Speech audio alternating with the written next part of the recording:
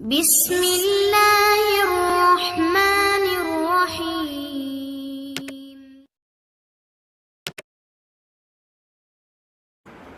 اعوذ باللہ من الشیطان الرجیم، بسم اللہ الرحمن الرحیم۔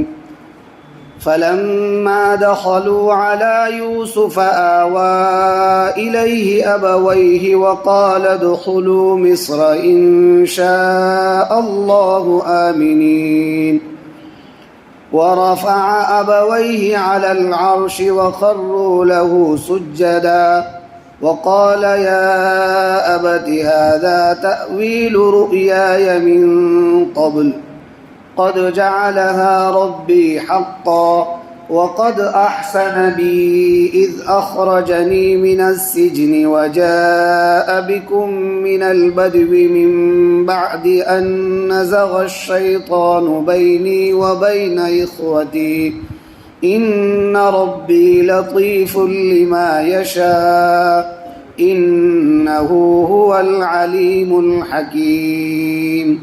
صدق اللہ العظیم۔ سورہ یوسف کی یہ دو آیتیں ہیں۔ ما قبل کی آیتوں سے ان کا ربط یہ ہے کہ حضرت یوسف علیہ السلام نے اپنی پہچان اپنے بھائیوں سے کرانے کے بعد بھائیوں کو اپنا کرتا دیا اور یہ کہا کہ والد کے پاس جاؤ اور ان کے چہرے پر اس کرتے کو ڈالو، اللہ تبارک و تعالیٰ ان کی بینائی واپس لوٹا دیں گے۔ اس کے بعد تم سب مل کر والدین، بھائی اور خاندان والے سب مل کر مصر آ جانا میرے پاس۔ چنانچہ حضرت یوسف علیہ السلام کے بھائی قمیص لے کر کنعان کے جانب اپنے والد کے طرف روانہ ہوئے۔ یوسف علیہ السلام نے 200 سواریاں بھائیوں کے ساتھ کر دی جو ساز و سامان سے لدی ہوئی تھی، کپڑے اور ضروریات زندگی کا سامان ساتھ میں کر دیا تاکہ وہاں سے جب وہ واپس آنے لگے کنعان سے تو سواریوں کے مدد سے ان کے لیے سہولت ہو جائے گی، اپنا سامان وہ سواریوں پر لاد کر لا سکتے ہیں۔ چنانچہ بھائی لوگ کنعان پہنچے تو سب سے پہلے جو حضرت یعقوب علیہ السلام کے پاس کرتا لے کر پہنچے ہیں تو وہ یہودا تھے، حضرت یوسف علیہ السلام کے بھائی، اس لیے کہ جس وقت حضرت یوسف علیہ السلام کو کنویں میں ڈالا تھا اور ایک بھیڑ کو ذبح کر کر اس کے خون کے اندر قمیص کو لت پت کر کر لے آنے والے یہودائی تھے، انہوں نے بھائیوں سے یہ کہا کہ غم کی خبر دینے کے لیے میں والد کے پاس جس طرح سے گیا تھا اب خوشی کی خبر دینے کے لیے بھی میں ہی جاؤں گا۔ وہ کرتا لے کر والد کے پاس پہنچے، کرتے کو والد کے چہرے پر ڈالا، اللہ تبارک و تعالیٰ نے ان کی بینائی کو واپس لوٹا دیا۔ والد نے جب یہ خبر پائی کہ حضرت یوسف علیہ السلام حیات ہے تو اس وقت ان سے سوال کیا کہ یوسف کس حالت میں ہے؟ انہوں نے یہ کہا کہ یوسف مصر کے اب بادشاہ ہے، عزیز ہے، اور مصر کی حکومت کی باغ دوڑ انہی کے ہاتھ میں ہے۔ وقت کے بادشاہ نے، فرعون نے ان کے اوپر مکمل بھروسہ کر لیا ہے اور 61 سالی کی جو مشکلات ہیں انہی کے تدبیروں سے حل کی جا رہی ہے، وہ بہت اچھے حالت میں ہیں۔ یعقوب علیہ السلام نے کہا کہ میں یہ نہیں پوچھ رہا ہوں کہ یوسف بادشاہ ہے یا فقیر ہے، میں یہ پوچھ رہا ہوں کہ یوسف کس دین پر ہے۔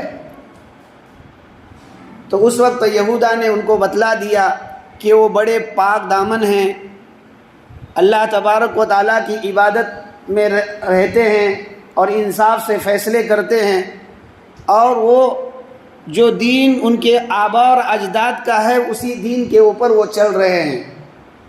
یعقوب علیہ السلام نے فرمایا کہ اللہ تبارک و تعالیٰ نے نعمت کو مکمل کر دیا۔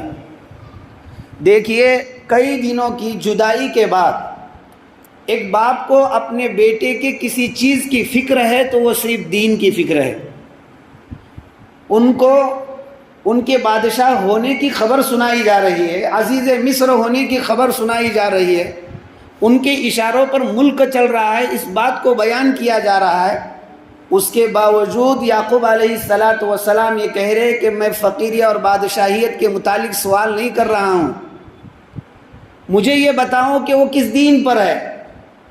اس سے ہمیں یہ سبق لینا چاہیے کہ ہمیں اپنی اولاد کی فکر کرنی چاہیے کہ وہ اپنے نبی کریم صلی اللہ علیہ وسلم کے لائے ہوئے دین اور شریعت کے مطابق وہ زندگی گزارے۔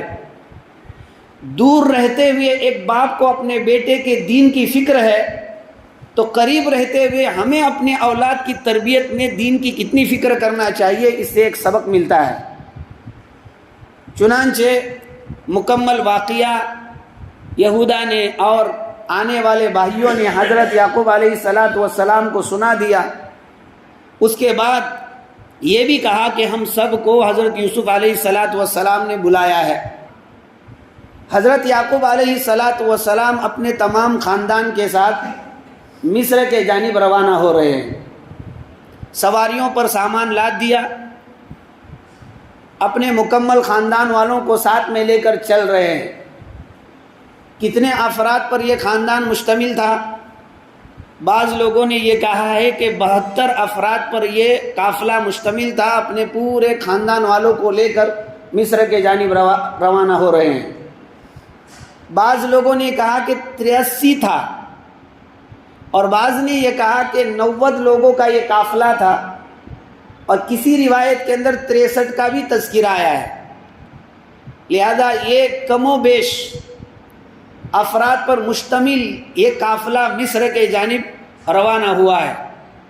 اب یہ 72 کا قافلہ یا کم و بیش تعداد کا یہ قافلہ مصر جب پہنچا ہے تو یہ مختصر تعداد میں تھا، لیکن بعد میں چل کر جب حضرت موسیٰ علیہ السلام کا زمانہ آیا مصر کے اندر، اور موسیٰ علیہ السلام جب بنی اسرائیل کو لے کر مصر سے روانہ ہو رہے تھے تو اس موقع سے شاہ سوار لوگ 6,72,000 کے قریب تھے۔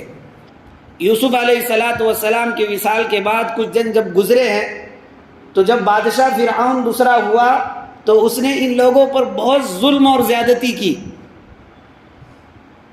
یہاں تک کہ روایت میں یہ بات بیان کی گئی ہے کہ فرعون کو جب موسیٰ علیہ السلام کے ولادت کی اطلاع ملی کہ ایک بچہ ایسا پیدا ہونے والا ہے جو آپ کے ملک کو پلٹ دے گا، آپ کی بادشاہت کو ختم کر دے گا، تو فرعون نے یہ حکم دیا تھا کہ جو بھی بچہ پیدا ہو اس کو قتل کر دیا جائے۔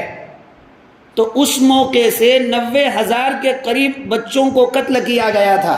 یعقوب علیہ السلام اس قافلے کو لے کر جب کنعان سے مصر کے جانب روانہ ہو گئے، حضرت یوسف علیہ السلام کو اطلاع ملی کہ وہ مصر کے قریب قافلہ جو ہے آنے کو ہے۔ یوسف علیہ السلام نے 4,000 شاہ سواروں کے ساتھ اپنے والد کا استقبال کیا۔ یہ تو وہ لوگ تھے جو صرف سلامی دینے کے لیے تیار ہوئے تھے، ورنہ تو یوسف علیہ السلام نے جیل سے رہا ہونے کے بعد جن تدبیروں کے ساتھ قحط سالی کا مقابلہ کیا اور لوگوں کو قحط سالی کے موت سے بچایا، اللہ تبارک و تعالیٰ کے جانب سے دی گئی ان صلاحیتوں کے ذریعے سے، تو اس کے سبب بادشاہ کے پاس پہلے ہی وہ معتمد علیہ ہو چکے تھے، اور لوگوں کے درمیان میں تو بہت ان کی شہرت اور محبت ہو گئی تھی۔ جب لوگوں نے، مصر والوں نے جب سنا کہ حضرت یعقوب علیہ السلام آ رہے ہیں تو بہت سے لوگ حضرت یوسف علیہ السلام کے ساتھ نکلے، اور ایسے مقام پر جہاں سب لوگ جمع ہو کر عام دنوں کے اندر سالوں میں کبھی فنکشن مناتے تھے، اس مقام پر جو حضرت یوسف علیہ السلام اپنا یہ مکمل دستہ اور قافلہ لے کر وہاں پہنچے۔ حضرت یعقوب علیہ السلام کے استقبال کے اندر بڑے بڑے خیمے نصب کیے گئے، یہاں تک کہ حضرت یعقوب علیہ السلام جب آئے تو یعقوب علیہ السلام یہودا کے ہاتھ پر اپنا ٹیک لگا کر چل رہے تھے۔ اتنا بڑا لشکر جب دیکھا تو یعقوب علیہ السلام نے پوچھا کیا یہ فرعون کا لشکر ہے؟ اس وقت یہودا نے یہ کہا کہ نہیں، یہ آپ کے بیٹے حضرت یوسف علیہ السلام کا لشکر ہے، اور آپ کے استقبال میں وہ اتنے حشم و قدم کے ساتھ یہاں پہنچے ہیں۔ چنانچہ یعقوب علیہ السلام جب قریب گئے، یعقوب علیہ السلام نے سلام کیا، السلام علیک یا مذہب الاحزان، اے غموں کو دور کرنے والے، تم پر اللہ تبارک و تعالیٰ کی سلامتی ہو۔ اس لیے کہ لوگ قحط کے وجہ سے پریشان تھے، غم میں تھے۔ حضرت یوسف علیہ السلام نے اپنے صلاحیتوں اور تدبیروں کے ذریعے سے لوگوں کے اس غم کو دور کیا تھا، اس لیے والد یہ کہہ رہے ہیں۔ یا پھر کئی دنوں سے غم کے اندر والد مبتلا تھے، 40 سال کا لمبا عرصہ گزرا ہے جو یوسف یعقوب سے دور ہو چکے تھے۔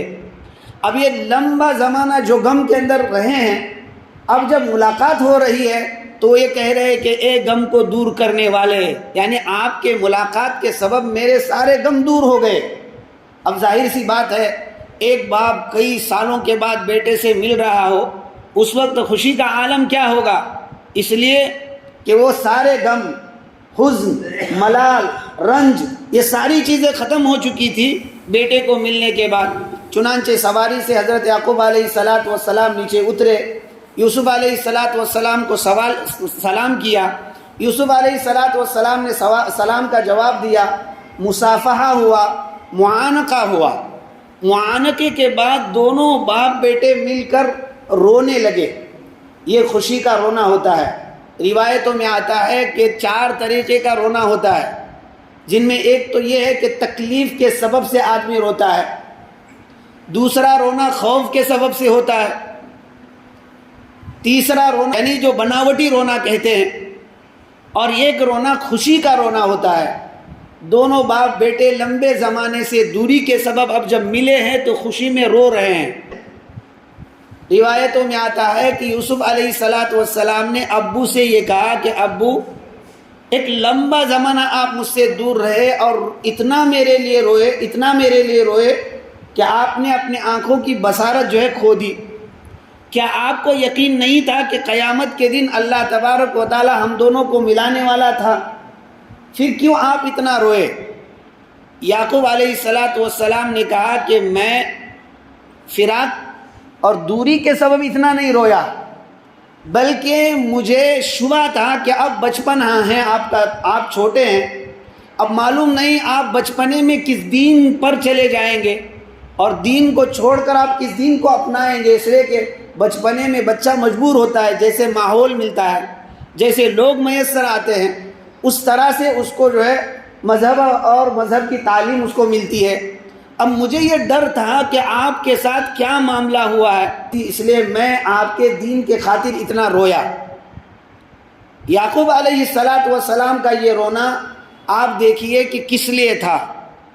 بیٹے کے دین کے خاطر یہ روئے ہیں، بیٹے کی جدائی اور پھر بیٹے کے جدائی کے ساتھ بیٹے کے دین کا غم۔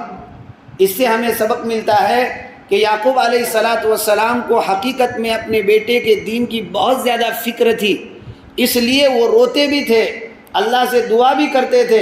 اسی کا نتیجہ ہے کہ اللہ تبارک و تعالیٰ نے عزیز مصر بھی بنایا، اور دین جو آبا اور اجداد کا تھا، ایک اللہ کو ماننا، اس دین پر اللہ تبارک و تعالیٰ نے یوسف علیہ السلام کو باقی بھی رکھا۔ یوسف علیہ السلام نے اپنے پاس اپنے والدین کو جگہ دی، اسی کو اللہ تبارک و تعالیٰ اس مقام پر بیان فرما رہے ہیں، فَلَمَّا دَخَلُوا عَلَى يُوسُفَ، پر جب یعقوب علیہ السلام اپنے تمام خاندان والوں کے ساتھ یوسف علیہ السلام کے پاس داخل ہوئے، یعنی یوسف علیہ السلام سے ملے، یہ پہلا موقع ہے جو مصر سے باہر مل رہے ہیں۔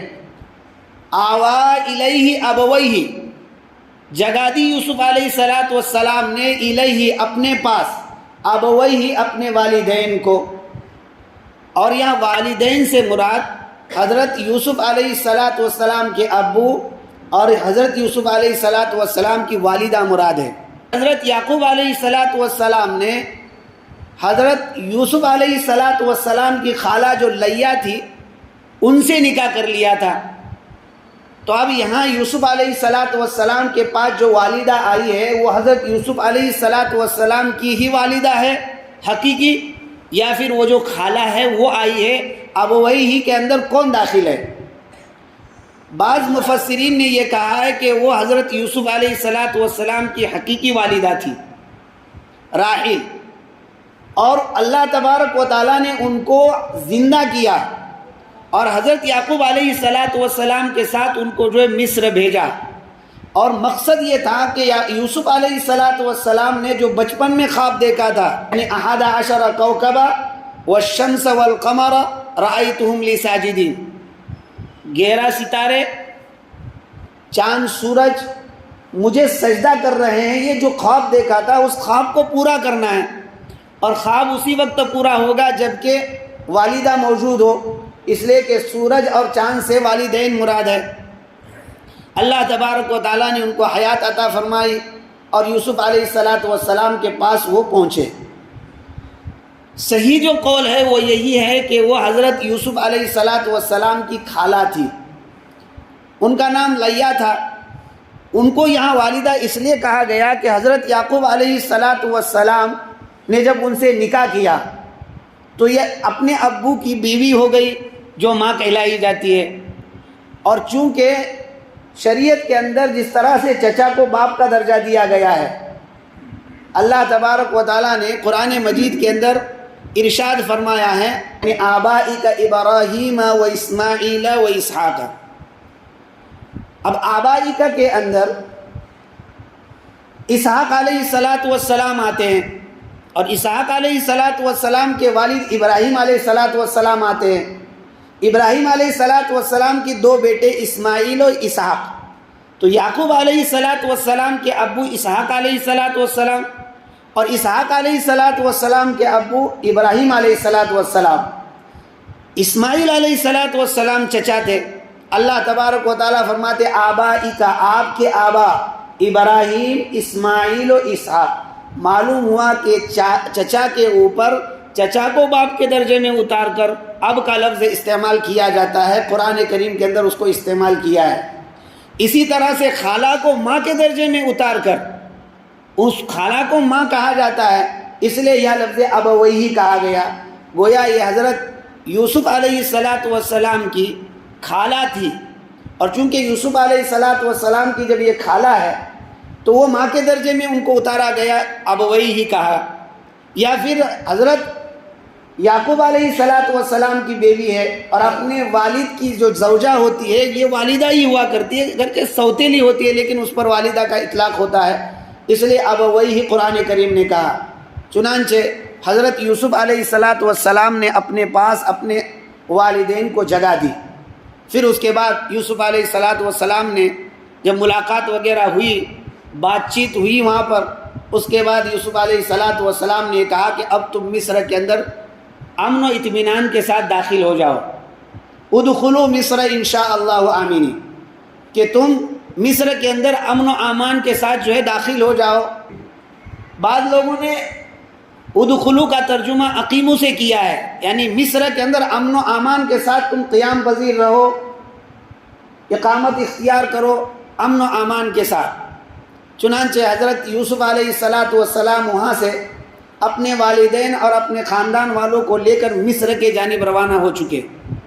مصر کے اندر جب داخل ہوئے تو اب چونکہ بادشاہ سے اجازت پہلے ہی لے چکے تھے، اس لیے یوسف علیہ السلام نے کہی دیا تھا ادخلوا مصر انشاءاللہ آمینین. اور آمینین کا مطلب یہ ہے کہ آپ بغیر اجازت کے مصر کے اندر داخل ہونے کے لیے آپ کو ویزا اجازت لینے کی ضرورت نہیں ہے.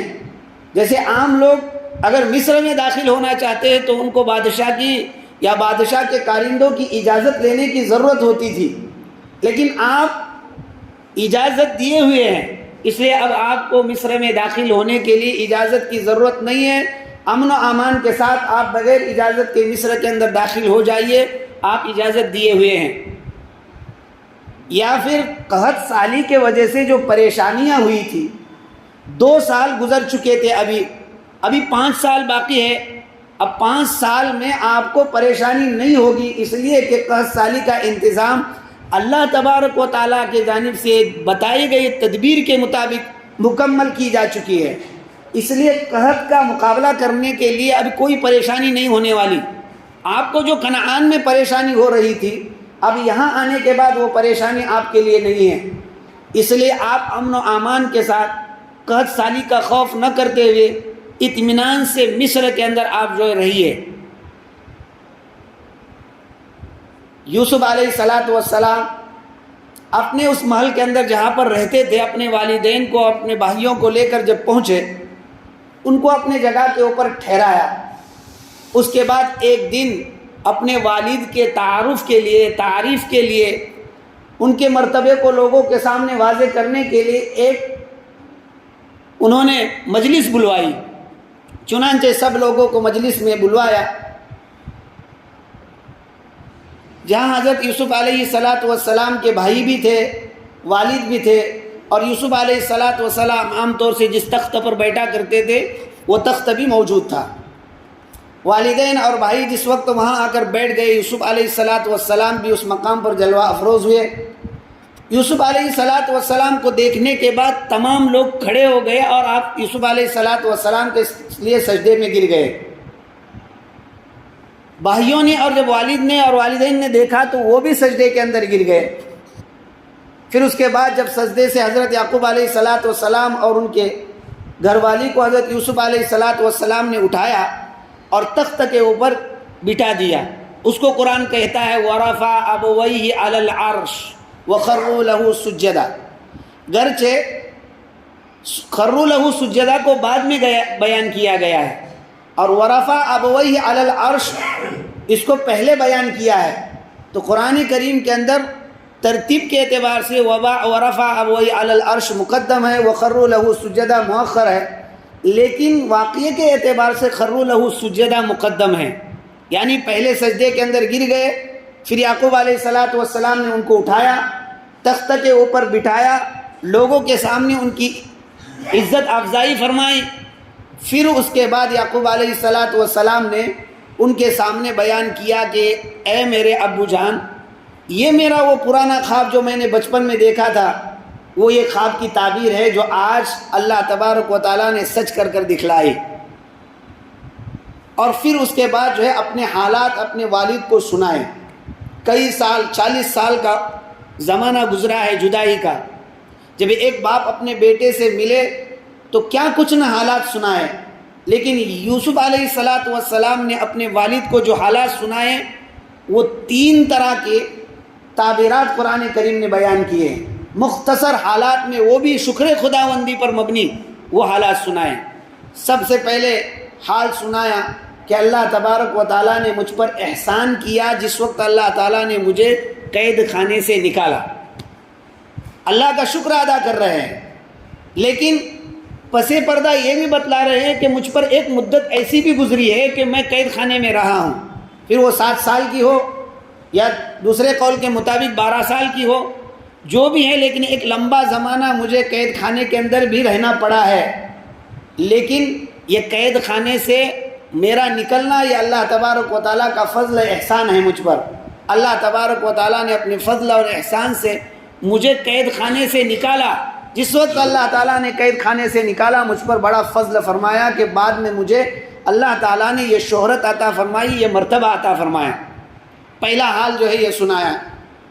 دوسرا حال یہ بیان کیا کہ لمبے زمانے کے بعد اللہ کا بڑا احسان ہوا کہ تم کو دیہات سے اللہ تبارک و تعالیٰ مصر لے آئے اور یہاں پر ہماری ملاقات اللہ تبارک و تعالیٰ نے کروائی، جس میں دوسرا حال بیان کیا کہ ایک لمبا زمانہ تمہارے اور ہمارے درمیان میں فراق کا گزرا ہے، لیکن واقعے میں اس بات کا تذکرہ نہیں کیا کہ اس لمبے زمانے کے اندر بھائیوں نے مجھ پر یہ ظلم کیا، مجھے لا کر بازار میں بیچا گیا، پھر میں عزیز مصر کے گھر رہا، وہاں پر عورتوں نے مجھ پر تہمت لگائی، اس کے سبب مجھے جیل کے اندر جانا پڑا۔ ایسا نہیں، وہاں یوں کہا کہ اللہ کا مجھ پر یہ احسان ہوا کہ تم کو دیہات سے نکالا، اللہ لے آئے مصر کے اندر، اللہ تعالیٰ نے ملوایا، یہ اللہ کا احسان ہے۔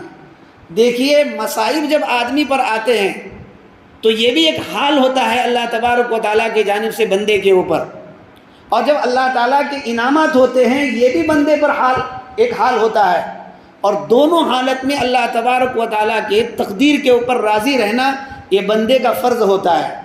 یوسف علیہ السلام نے اپنے کارگزاری کے اندر ایسا بہترین طریقہ اور انداز اختیار کیا جس سے معلوم ہوتا ہے کہ یوسف علیہ السلام اللہ تبارک و تعالیٰ کے جانب سے ان کے اوپر جو تقدیر متعین کی گئی تھی اس پر وہ بہت خوش تھے، اور اس کے بیان کرنے کے لیے تعبیر استعمال کر رہے ہیں کہ اللہ نے مجھ پر بڑا احسان کیا جس وقت اللہ نے مجھے جیل سے نکالا، پھر مجھ پر بڑا احسان کیا جس وقت کہ اللہ تم کو دیہات سے لے کر یہاں میرے پاس اللہ نے پہنچا کر جو ہے مجھے اور آپ کو ملوا دیا، اور پھر کہہ رہے بعد اس کے کہ شیطان نے ہمارے اور بھائیوں کے درمیان میں فساد ڈال دیا تھا۔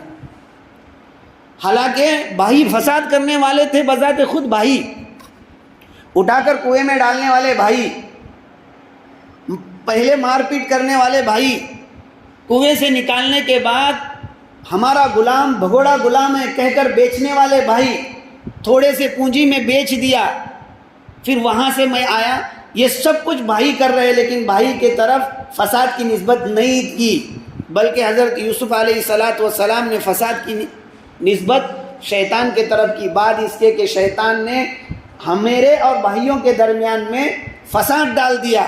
اس کے بعد اللہ تبارک و تعالیٰ نے جو ہے میرے ساتھ یہ معاملہ کیا کہ والدین کو ملوا دیا، جیل سے مجھ کو نکال کر جو ہے بادشاہت عطا کی، مجھے جو ہے عزت اور مرتبہ عطا کیا۔ تو گویا یوسف علیہ السلام نے اس مقام پر یہ نہیں کہا کہ بھائیوں نے میرے ساتھ یہ معاملہ کیا، وہ اس لیے نہیں کہا کہ بھائیوں کو پہلے معاف کر چکے ہیں، لا تثریب علیکم اليوم یغفر اللہ لکم وہو ارحم الراحمین، تو وہاں یہ کہا تھا کہ اب تم پر کوئی گرفت نہیں ہے، وہاں بھائیوں کو معاف کر دیا تھا۔ جب بھائیوں کو معاف کر دیا تھا تو اب بھائیوں کا وہ برا تذکرہ کر کر ان کو عار دلانا اور شرمندہ کرنا یہ اچھی چیز نہیں ہے، ایک کریم اور شریف آدمی ایسا نہیں کر سکتا ہے، اس لیے یعقوب علیہ السلام نے فساد کی نسبت بھائیوں کی طرف نہیں کی، فساد کی نسبت شیطان کی طرف کی۔ اس سے آپ کے حسن اخلاق کا ایک نمونہ ہمارے سامنے آتا ہے کہ آپ کتنے حسین اخلاق والے تھے۔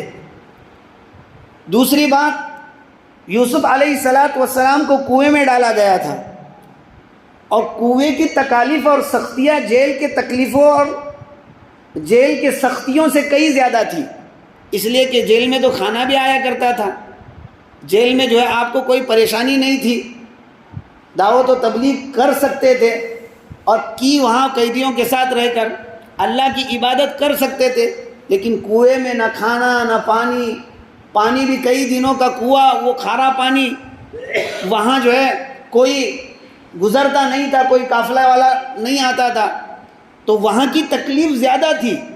تو آپ علیہ السلام یہ کہتے تھے کہ اللہ نے مجھ پر احسان کیا اس وقت تک کہ جب مجھے کنویں سے اللہ تبارک و تعالیٰ نے نکالا، بجائے یہ کہنے کے یہ کہا کہ اللہ نے مجھ پر احسان کیا ہے کہ اللہ تبارک و تعالیٰ نے مجھے قید سے جس وقت قید سے نکالا اللہ تبارک و تعالیٰ نے مجھ پر احسان فرمایا۔ وہ خاص اس لیے کہ اس موقع سے جب کہ بھائیوں کو معاف کر چکے ہیں، اب جو ہے کنویں کا تذکرہ کر کر خامہ خواہ بھائی کو شرمندگی کے اندر ڈالنا یہ حضرت یوسف علیہ السلام پسند نہیں کرتے تھے۔ نبی کے اخلاق اعلیٰ اور بلند ہوتے ہیں، انہی اخلاق کریمہ سے انبیاء علیہ السلام اپنے قوم کا دل جیتتے ہیں۔ چنانچہ یوسف علیہ السلام نے کنویں کا کوئی تذکرہ نہیں کیا، بھائیوں کے سامنے، والد کے سامنے تذکرہ کیا، قید خانے کا تذکرہ کیا، آپس میں ملانے کا، اور تذکرہ کیا شیطان کے فساد ڈالنے کا۔ بس یہ تین بنیادی چیزیں تھے حالات کہ وہ حضرت یوسف علیہ السلام نے حضرت یعقوب علیہ السلام کو سنائے۔ اس کے بعد یوسف علیہ السلام نے اپنے والد سے یہ کہا کہ اللہ تبارک و تعالی بہت باریک تدبیر کرنے والے ہیں جن کے تدبیر کو کوئی سمجھ نہیں سکتا ہے۔ اللہ تبارک و تعالیٰ کتنے لطیف تدبیر کرنے والے ہیں میرے حالت کے ذریعے سے جو مجھ پر گزری ہے اس سے مجھے محسوس ہوتا ہے کہ بہت ہی لطیف تدبیر کرنے والے ہیں جس کو کوئی سمجھ ہی نہیں سکتا ہے۔ جس وقت نتیجے واضح ہوتے ہیں، نتیجے ظاہر ہوتے ہیں، اس وقت اللہ تبارک و تعالیٰ کے تدبیروں کو سمجھا جاتا ہے۔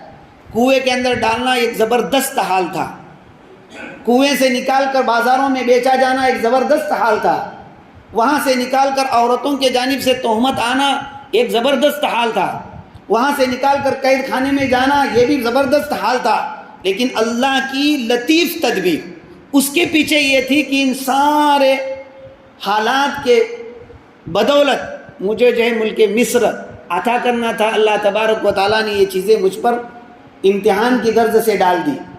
ظاہر سی بات ہے یہ اللہ تعالیٰ کے لطیف تدبیر کو کون سمجھے گا۔ حضرت یوسف علیہ السلام کے اس واقعے کے اندر ہمیں یہ سبق بھی ملتا ہے کہ جب اللہ تبارک و تعالیٰ کی جانب سے حالات آئے تو ہمیں گھبرانا نہیں چاہیے۔ ہمیں بجائے اللہ تبارک و تعالیٰ کے کسی اور کے پاس ان حالات کے متعلق چرچا نہیں کرنی چاہیے، بلکہ جب حالات آئے تو اس پر صبر کرنا چاہیے، جیسے یوسف علیہ السلام نے صبر کیا۔ اپنے حالات کو کسی کے سامنے بیان نہیں کیا، اگر حالات کو بیان کیا تو اپنے رب ہی کے سامنے بیان کرتے رہے۔ اگر ہم یہ طریقہ اپنائیں گے تو انشاءاللہ تبارک و تعالیٰ ان حالات کے چھٹ جانے کے بعد اللہ کی اس خفیہ تدبیر کے سبب جو اللہ ہمارے ساتھ کرنے والے ہیں ان انعامات کو بھی ہم پائیں گے۔ اور اگر ہم نے ایسا طریقہ اختیار نہیں کیا تو ہو سکتا ہے کہ جو اللہ تعالیٰ ہمیں انعام کرنے والے ہیں ان انعامات سے ہم محروم ہو جائیں۔ یوسف علیہ السلام کا یہ واقعہ، اس میں ہمیں یہ سبق ملتا ہے۔ یہاں جا کر یوسف علیہ السلام فرما رہے ہیں اِنَّهُ هُوَ الْعَلِيمُ الْحَكِيمُ، بے شک اللہ تبارک و تعالیٰ علم والے بھی ہیں اور حکمت والے بھی ہیں۔ اللہ کا ہر کام حکمت کے تحت میں ہوتا ہے، اور کوئی ایسا نہیں کہ وہ خود بخود وجود میں آیا ہو، نہیں، بلکہ اللہ تعالیٰ اپنے علم کے تحت اس کام کو کرتے ہیں۔ جو کچھ اب تک ہوا یہ سب علم کے تحت ہوا۔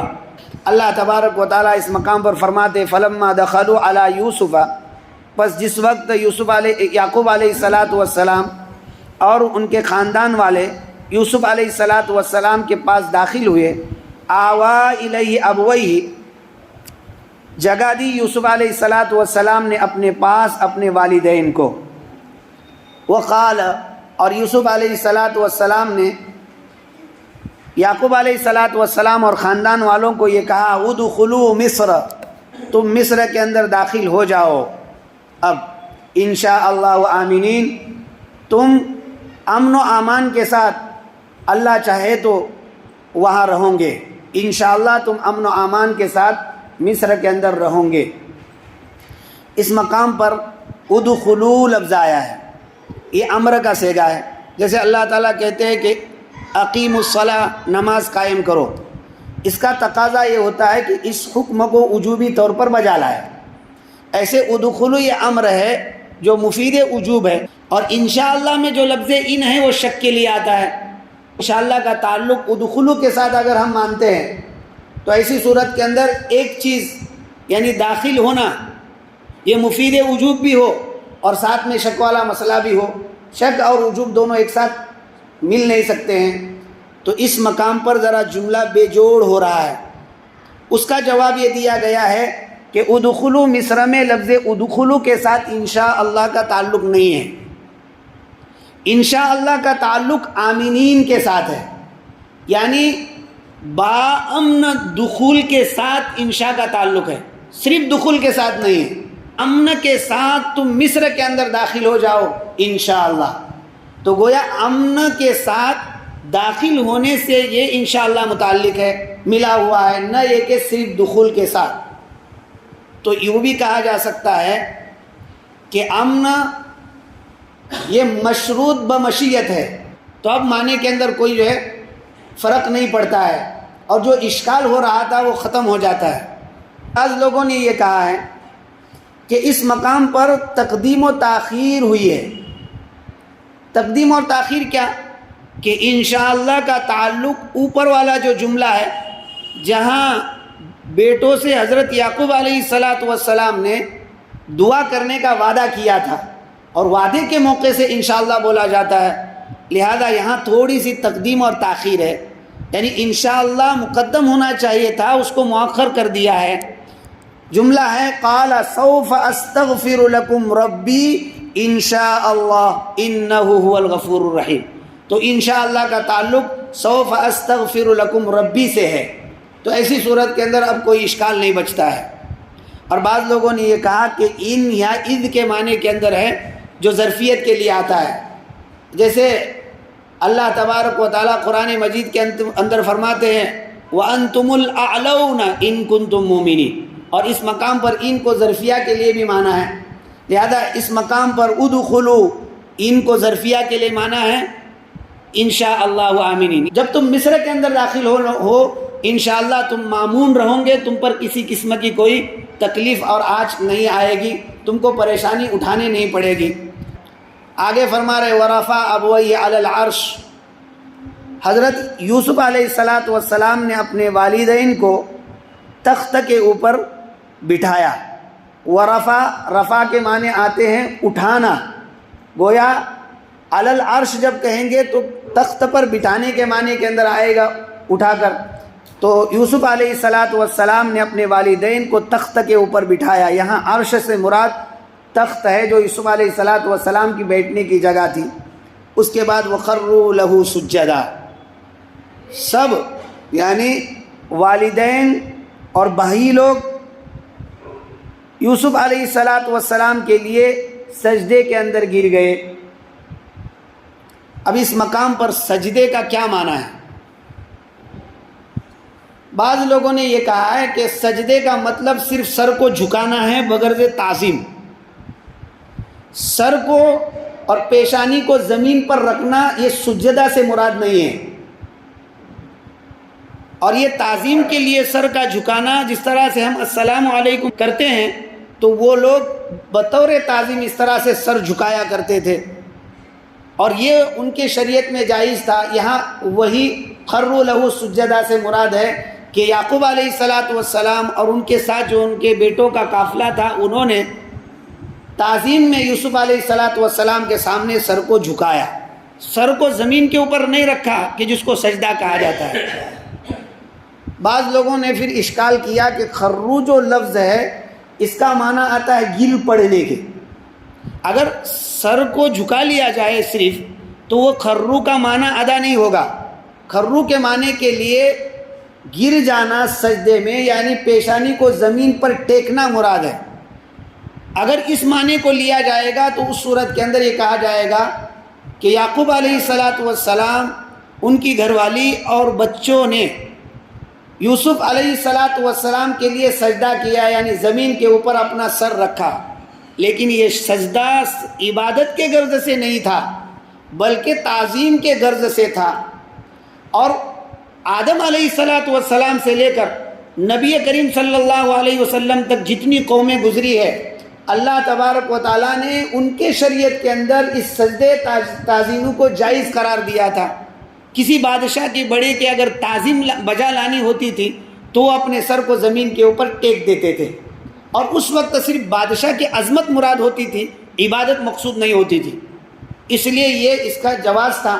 لیکن رسول اللہ صلی اللہ علیہ وسلم کے شریعت کے اندر تعظیمی سجدے کو بھی حرام قرار دیا ہے، وہ بھی اب سجدہ جائز نہیں ہے۔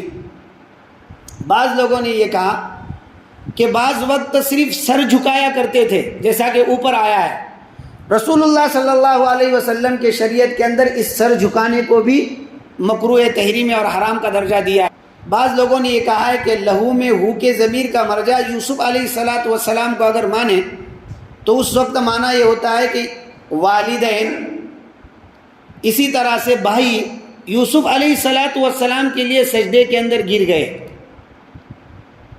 یوسف علیہ السلام کے لیے سجدے کے اندر گر گئے، مطلب یہ ہے کہ تعظیم کے لیے یوسف علیہ السلام کے لیے سجدہ کیا۔ یا پھر یوں کہا جائے گا کہ یوسف علیہ السلام کے لیے ہی ضمیر کی طرف ہی ضمیر لوٹتی ہے لہو کی، لیکن لام یہاں اجلیہ ہے، اور اس کا مطلب یہ ہوگا یوسف علیہ السلام سے ملاقات ہونے کے سبب والدین اور بھائی لوگ اللہ تبارک و تعالیٰ کا شکر ادا کرنے کے لیے سجدے کے اندر گر گئے.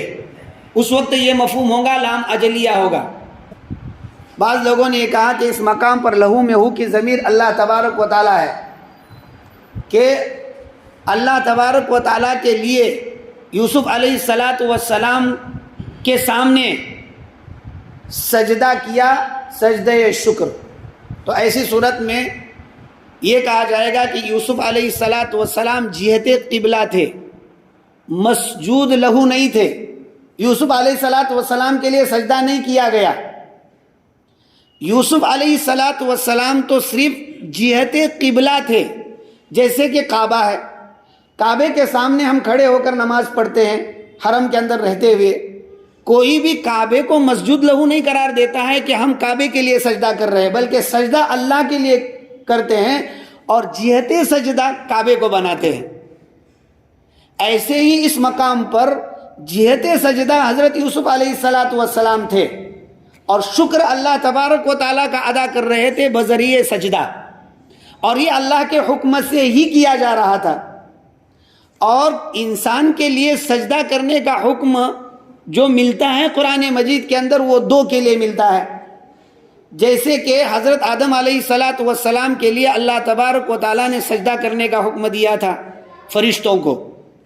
تو اس وقت آدم علیہ السلام جہت سجدہ تھے، سجدہ کیا جا رہا تھا اللہ تبارک و تعالیٰ کے لیے اور حکم تھا اللہ تبارک و تعالیٰ کا.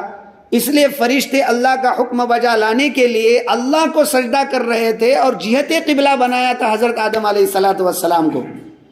ایسے ہی والدین اور بھائی اللہ تبارک و تعالیٰ کے حکم سے سجدہ شکر ادا کر رہے تھے اللہ تبارک و تعالیٰ کے لیے، لیکن جہت سجدہ اور قبلہ بنایا تھا حضرت یوسف علیہ السلام کو.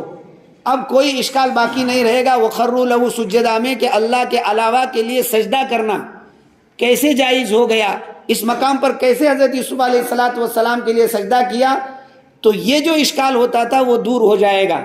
یہ کہا جائے گا کہ اللہ کے حکم سے والدین اور بھائیوں نے اللہ کے لیے سجدہ شکر ادا کیا، لیکن جہت قبلہ بنایا حضرت یوسف علیہ السلام کو اور اس میں اللہ کا حکم تھا. اب وَخَرُّوا لَهُ سُجَّدًا کے اندر جو اشکال ہوتا تھا وہ ختم ہو گیا. حضرت شاہ ولی اللہ محدث دہلوی رحمۃ اللہ علیہ نے اس مقام پر توحید اور شرک کے اوپر بحث کرتے ہوئے یہ بات لکھی ہے کہ جس وقت کوئی آدمی اللہ تبارک و تعالیٰ کے علاوہ کے لیے سجدہ کرے تو اس وقت دیکھا جائے گا کہ وہ سجدہ جو کر رہا ہے اس کے دل کی کیفیت کیا ہے. اگر اس کی دل کی کیفیت اس سجدے سے اللہ کی جس طرح سے تعظیم کی جاتی ہے، اللہ کی جس طرح سے عبادت کی جاتی ہے، ایسے ہی اللہ کے علاوہ کے لیے اسی کیفیت اور حیثیت سے سجدہ کر رہا ہے، تو شاہ ولی اللہ محدث دہلوی رحمۃ اللہ علیہ نے فرمایا کہ اس کے کافر ہونے میں کوئی شک نہیں ہے. وہ ایمان سے نکل جائے گا، وہ ایمان پر باقی نہیں رہے گا. اسی طرح کوئی شخص ایسی جگہ پر، اب جگہ شخص کا ارادہ نہیں دیکھا جائے گا، مظنہ کفر جس مقام پر ہوگا ایسی جگہ وہ سجدہ کر رہا ہے. مثال کے طور پر مورتیاں رکھی ہوئی ہے اور وہ اس مقام کے اوپر جو ہے سجدہ کر رہا ہے، تو اب اس سے یہ نہیں پوچھا جائے گا کہ تمہارے دل کی کیفیت کیا تھی، تم سجدے سے کیا چاہ رہے تھے، بلکہ وہ یہ کہہ رہا ہوں کہ سجدے سے میرا مقصد تعظیم کرنا تھا. اللہ کے لیے جو عبادت کے خاطر جو سجدہ کرتے وہ ہرگز مقصود نہیں تھا. اگر زبان سے وہ اس طرح سے کہے بھی تب بھی اس کے اس سجدے کو جو مورتی کے سامنے اس نے کیا ہے اس کو شرک ہی شمار کیا جائے گا، وہ کافر ہو جائے گا. اب جب وہ توبہ کرے گا اور سرے نو اسلام قبول کرے گا، کلمہ پڑھے گا، تو اس وقت وہ مسلمان ہوگا. تو دل کی کیفیت کو بھی دیکھا جائے گا اور ایسا مقام کہ جہاں مظنہ کفر ہو اس کو بھی دیکھا جائے گا. تو دو صورتی تو ایسی نکلی کہ جہاں پر آدمی کافر ہو جاتا ہے لیکن وہ اللہ کے علاوہ کسی آدمی کو یا سجدہ کر رہا ہے. اس کو بعد میں پوچھا گیا کہ بھائی تم کیوں سجدہ کر رہے ہو، تو یہ کہہ رہا ہے کہ میں عبادت کے غرض سے سجدہ نہیں کر رہا ہوں، میں تو صرف تعظیم کے غرض سے سجدہ کر رہا ہوں. تو ایسی صورت میں شاہ ولی اللہ محدث دہلوی رحمۃ اللہ علیہ فرماتے ہیں کہ اس پر کفر کا فتویٰ نہیں لگایا جائے گا، اس لیے کہ وہ تعظیم کے غرض سے کر رہا ہے اور تعظیم کے غرض سے کر رہا ہے. تو تعظیم کے غرض سے سجدہ کرنا یہ حرام ہے. اب اس کی حلت کے ساتھ سجدہ کرتا ہے تب تو وہ کافر ہو سکتا ہے، لیکن صرف بغرض تعظیم اور اس کو یہ معلوم نہیں ہے کہ عظمت سے سجدہ کرنا یہ حرام ہے، اس لیے وہ اس طرح کا سجدہ کرتا ہے تو اس پر کفر کا فتویٰ نہیں لگایا جائے گا، بلکہ وہ حرام کا مرتکب ہوگا، اس کے سبب سے اس کو فاسق اور فاجر شمار کیا جا سکتا ہے. اس لیے بعض وقت دل کی کیفیت کو دیکھا جائے گا کہ وہ کیوں سجدہ کر رہا ہے، اور بعض وقت مقام کو دیکھا جائے جہاں مظنہ کفر ہوگا اس مقام پر بھی کفر کا فتویٰ لگایا جا سکتا ہے. لیکن عام طور سے جیسے ہی سجدہ کرتے ہوئے دیکھا تو فوراً کفر کا فتویٰ نہیں لگایا جا سکتا ہے، وہاں احتیاط کرنا چاہیے. کئی ایسا بھی ہو سکتا ہے کہ اس نے حرام کا ارتکاب کیا ہو، ہر جگہ پر کفر ہی لازم نہیں آتا ہے. یہ بحث حضرت شاہ ولی اللہ محدث دہلوی رحمۃ اللہ علیہ نے توحید اور کفر کے متعلق بیان کرتے ہوئے کی ہے. اسی طرح یہ بات بھی بیان کی ہے کہ سر کو جھکانا امت محمدیہ کے اندر تعظیم کے غرض سے اس کو بھی منع لکھا ہے، اور بعض مقامات کے اوپر ہاتھ کو چومنا وغیرہ اس کو بھی منع لکھا ہے.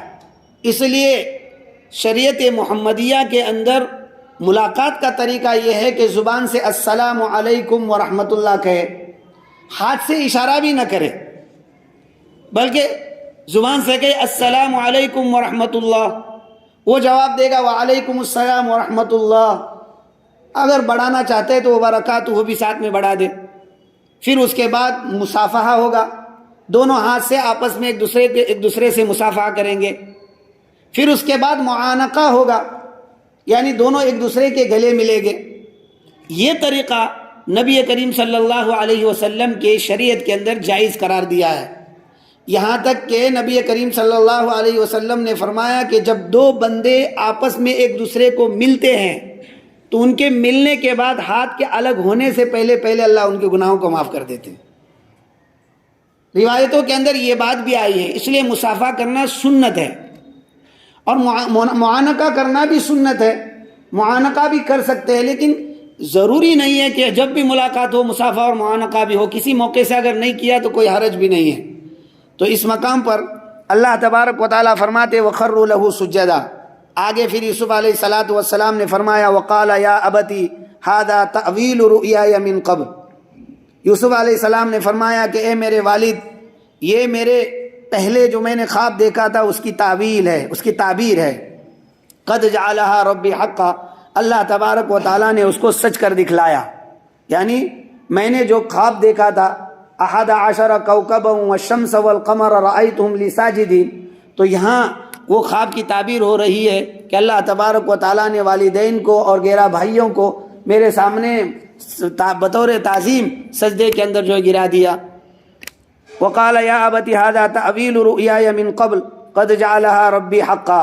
پھر آگے فرما رہے وقد احسن بی، اور تحقیق کہ اللہ تبارک و تعالیٰ نے میرے ساتھ احسان فرمایا. اذ اخرجنی، جس وقت کہ اللہ تبارک و تعالیٰ نے مجھ کو نکالا من السجن، جیل سے. وجاء بكم من البدو من بعد ان نزغ الشیطان بینی وبین اخوتی.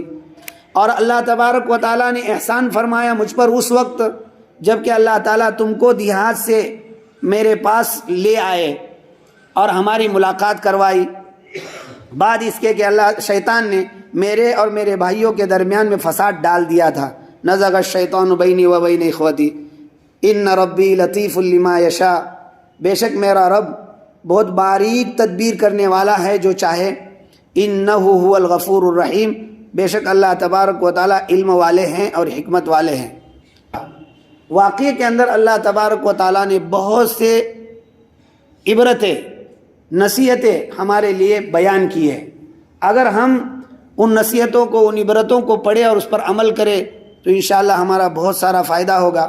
اللہ تبارک و تعالیٰ قرآن کریم کے احکامات پر عمل کرنے کے ہمیں توفیق عطا فرمائے. وآخر دعوانا ان الحمد للہ رب العالمین. اللہم انت السلام ومنک السلام تبارک ربنا وتعالیت یا ذی الجلال والاکرام. اللہم انک عفو کریم رحیم تحب العفو فاعف عنا یا کریم. ربنا ظلمنا انفسنا وان لم تغفر لنا وترحمنا لنکونن من الخاسرین. اے اللہ ہمارے گناہوں کو معاف فرما، خطاؤں کو درگزر فرما، سیئات کو حسنات سے مبدل فرما. اے اللہ ہم نے جو کچھ قرآن کریم سنا ہے اس پر ہمیں عمل کرنے کی توفیق عطا فرما. ہمارے زندگیوں کو اے اللہ احکام قرآن کے مطابق ڈھال دے. اور اے اللہ پورے زندگی تیرے احکامات پر عمل کرنے والا بنا دے، رسول اللہ صلی اللہ علیہ وسلم کے طریقے کے مطابق زندگی گزارنے والا بنا دے۔ الہ العالمین جو مانگا عطا فرما دے، مانگنے سے رہ گیا عطا فرما دے۔ نبی کریم صلی اللہ علیہ وسلم کے صدقے طوفیل ہماری دعاؤں کو قبول فرما۔ وصلی اللہ تعالی علی خیر خلقہ محمد وعلی آلہ وصحبہ اجمعین برحمتک یا ارحم الراحمین۔